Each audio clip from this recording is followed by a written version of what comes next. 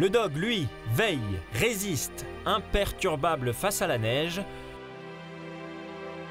Le domaine de Luchin sous un épais manteau, c'est beau, limite bucolique, mais dans ces conditions, difficile d'accéder jusqu'au centre d'entraînement du LOSC et surtout, impossible de s'entraîner.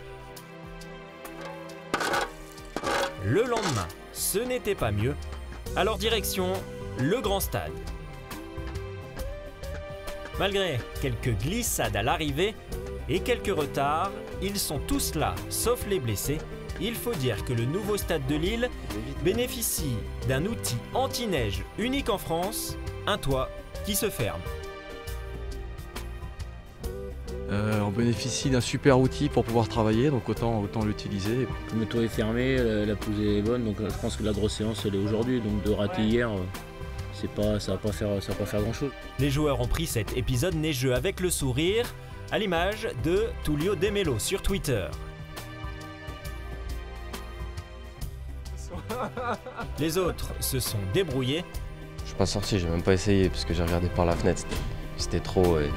Moi me concernant, je suis resté tranquille, j'ai fait un peu le ménage. C'était un peu galère pour emmener les enfants parce que il n'y avait qu'une école qui était ouverte, je crois hier c'était pour mes enfants, donc j'étais un peu dégoûté. On a une explication à Flo, ce matin il a quand même écrasé la pelle d'un gars qui essaie de déblayer. Donc Tu vois, ce que j'ai fait, c'est que je suis allé m'excuser auprès des personnes qui travaillaient sur place. Et puis j'allais voir avec Laurent Merlin si je pouvais leur Les mecs ont des grosses bagnoles, ils se croient dans Mario Kart après. J'avais l'étoile. Il avait l'étoile, il était invincible.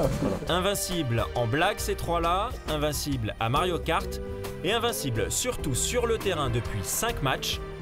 Côté staff, on s'est adapté au mieux pour rattraper le temps perdu et préparer le match face à Évian.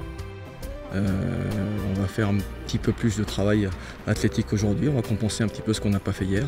Donc l'entraînement sera un tout petit peu plus long et puis il y aura une petite partie athlétique en fin de séance avec Grégory Dupont. Samedi, dans ce même stade, les hommes de Rudy Garcia tenteront d'enchaîner un 6e succès de rang du jamais vu au LOSC depuis la saison 2009-2010.